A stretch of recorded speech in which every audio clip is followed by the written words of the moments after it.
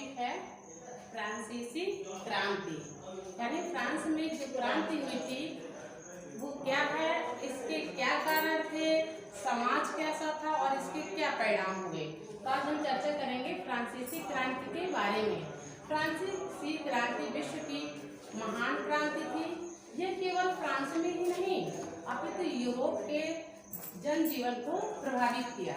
उस समय 18वीं शताब्दी में वहाँ उद्योग, व्यापार, साहित्य एवं कला में उन्नति होते हुए भी जनसाधारण वर्ग ने वहाँ के राजा के खिलाफ क्रांति कर दी। क्रांति से तात्पर्य है किसी भी व्यवस्था में आमूल-चूल परिवर्तन। क्रांति जब राजनीति के क्षेत्र में होती है तो उसको हम राजनीतिक क्रांति कहते हैं, जब अर्थ के क्षेत्र में होती है तो उसको आर्थिक क्रांति कहते हैं, और जब शिक्षा के क्षेत्र में होती है तो उसे हम शैक्षिक क्रांति कहते हैं। धर्म के क्षेत्र में हुई तो धार्मिक क्रांति कह रहे हैं। और ये क्रांति चूंकि फ्रांस में राजा के खिलाफ हुई थी इसलिए इसमें राजनीतिक क्रांति का महत्वपूर्ण स्थान है। उस समय फ्रांस की क्रांति फ्रांस की क्रांति 1789 ईस्वी में बास्तील की घटना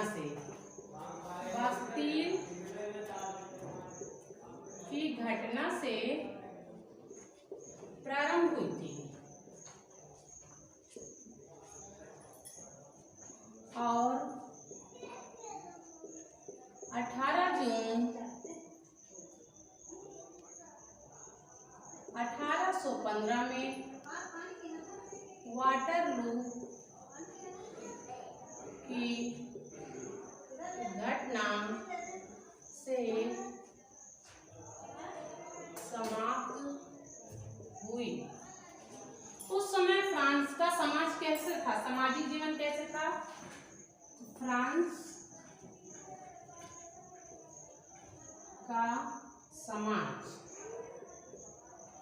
उस समय फ्रांस में 3 वर्ग थे। कितने वर्ग थे? 3।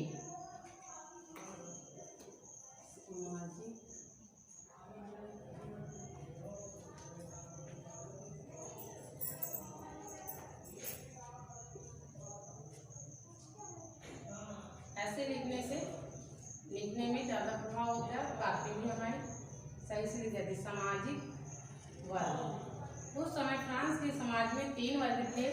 जो पहला वर्ग था वो पादरी वर्ग था, पादरी वर्ग। दूसरा वर्ग था कुलीन वर्ग, कुलीन वर्ग। और तीसरा आपका जनसाधारण या मध्यम वर्ग, मध्यम वर्ग। वहां उस समय जो फ्रांस में राजा बैठा था उसका नाम था 1789 फ्रांस का शासक लुईस 16वां। 1774 में फ्रांस की गद्दी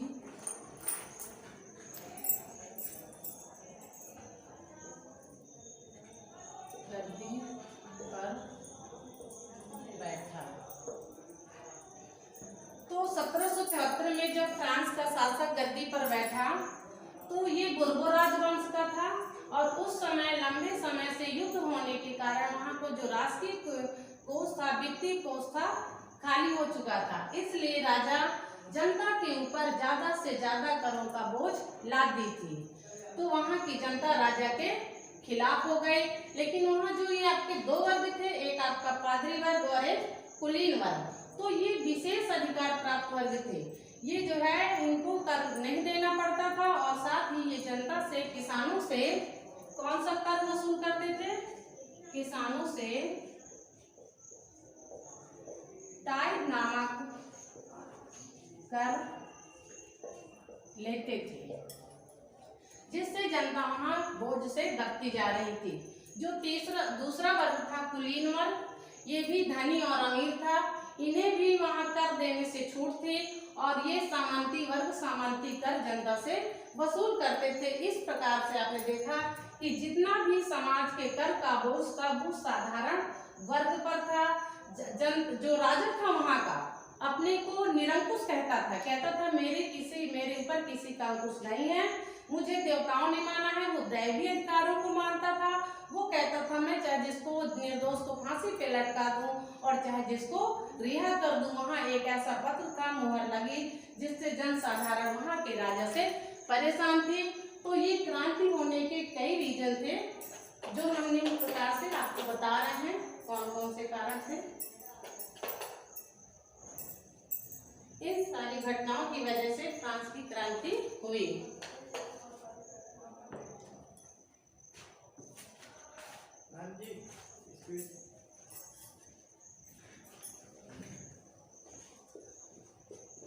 फ्रांस की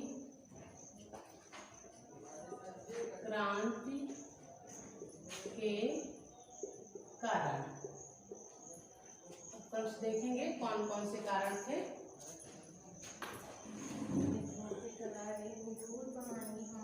फ्रांस की क्रांति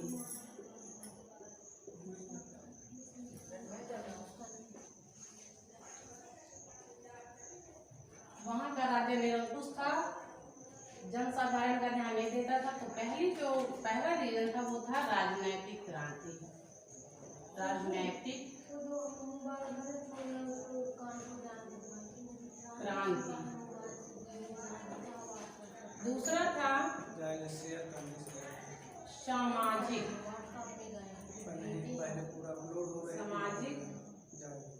क्रांति।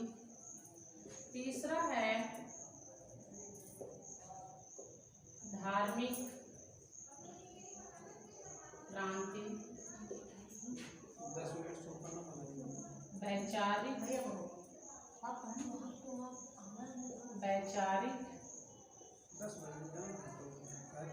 क्रांति। आर्थिक क्रांति। आर्थिक क्रांति।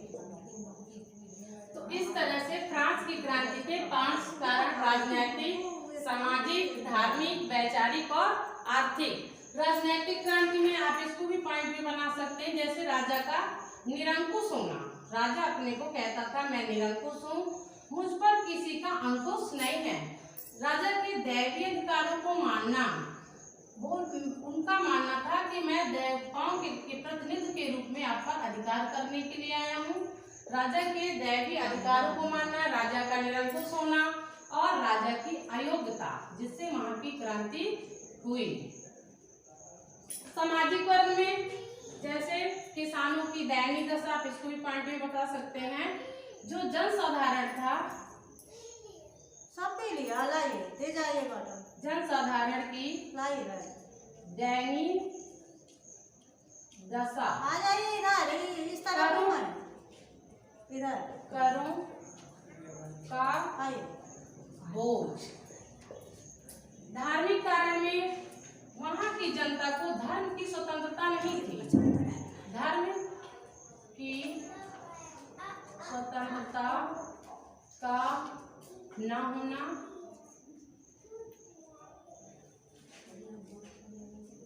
धार्मिक धर्म लेना। और जैसे वैचारिक में आपके आ गए कुछ दार्शनिक लोग थे, जैसे आपका मॉन्टेस्क्यू, रूसो, वोल्टेयर। इस तरह से जब फ्रांस का राजा वहां की जनता के साथ शोषण कर रहा था, तो इसके कई कारण है। पहला राजनीतिक कारण, राजा अपने आप को कैसा मानता था? निरंकुश, कि मैं निरंकुश हूँ, मेरे ऊपर किसी का अंकुश नहीं है। मैं चाहे जनता के साथ जो भी व्यवहार करूँ, चाहे उसको फांसी पे लटका दूं निर्दोष को और चाहे दोषी को छोड़ दूं। तो चूंकि जनता इस तरह के जो पाप है ज्यादा समय तक सह नहीं सकती थी। दैवीय अधिकारों को मानना, राजत्नों का अपने को देवताओं का प्रतिनिधित्व मानता था और जनता का शोषण करता था। चूंकि वो अयोग्य था इसलिए करता था और सारी जनता राजा के खिलाफ हो गए। समाज उस समय 3 वर्गों में विभक्त था, पादरी वर्ग, कुलीन वर्ग और मध्यम वर्ग। जो पादरी और कुलीन वर्ग के लोग थे उनको किसी भी प्रकार का कर नहीं लगता था। ये लोग जनता का शोषण करते थे, उनसे कर वसूल करते थे, इसलिए जनता राजा के खिलाफ हो गई। तो इसका सामाजिक कारण हो गया और फ्रांस में क्रांति हुई। धार्मिक कारण, लोगों को धार्मिक स्वतंत्रता नहीं थी, जनता को उसी धर्म को स्वीकार करना था जिस धर्म का राजा होता था। क्योंकि आज समस्याओं में आप देख रहे हैं राजनीति में सबसे ज्यादा धर्म को ही लेकर चला जाता। तो ये इतिहास हमारा गवाह है कि धर्म की वजह से ही राजनीतिक क्रांतियां हुई हैं। तो एक कारण आपका धार्मिक था, वैचारिक क्रांति। हर इतिहास इस बात का भी गवाह है कि हमेशा समाज में कुछ पढ़े लोग होते हैं। तो उस समय जैसे वाल्टेयर है, रूसो है, मॉन्टेस्क्यू है, इन्होंने घूम घूम करके कहा कि हम स्वतंत्र हैं, स्वतंत्र पैदा हुए, हमारे ऊपर किसी का बंधन नहीं है। फ्रांस में इन्हीं लोगों ने स्वतंत्रता, समानता और विश्व बंधुत्व का नारा दिया। तो ये भी राजा के खिलाफ थे। आर्थिक कारण में ऐसा था कि जो कर लिया जाता था वो निम्न वर्ग के लोगों से लिया जाता था। जो पादरी वर्ग थे वो राजा के विशेष अधिकार के वर्ग थे, जो कुलीन वर्ग के लोग थे वो भी राजा के विशेष अधिकार प्राप्त थे। और जनता, जो जनसाधारण जनता है, वो ज्यादा अब अत्याचार सहन नहीं कर सकती थी और राजा के खिलाफ क्रांति कर दी, इसलिए फ्रांस में क्रांति हुई। ये जी बोर्ड में जो लिखा है इसको आप सभी लोग नोट कर लें।